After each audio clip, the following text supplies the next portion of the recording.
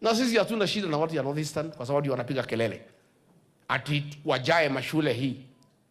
Tunasema hata Northeastern shule zijengwe, watoto ya Ukambani waende huko wajuane na wale wa Somali. We are saying kila mtu ajenge shule.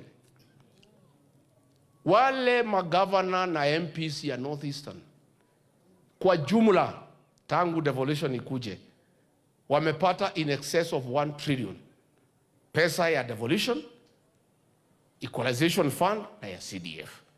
Wamekataa kujenga mashule. Pesa hiyo yote wanapora, wanaenda kujenga mall Eastleigh, wanaenda kununua apartment Lavington, alafu wanapiga kelele ati watoto yao wakuje wasome hapa Machakos. Sisi naambia watu ya Northeastern lazima tutetee nyinyi, kwa sababu mtatetewa na nani? Magovernors yenu, MPs yenu, senators yenu wanaishi Nairobi. Nilikuwa nikiwa deputy president nikitaka kwenda Mandera, governor, MPs wananiuliza huko na ndege. Nasema ndio, utubebe, tunaenda na hawa, nikimaliza tutarudi na hawa. They stay here in Nairobi.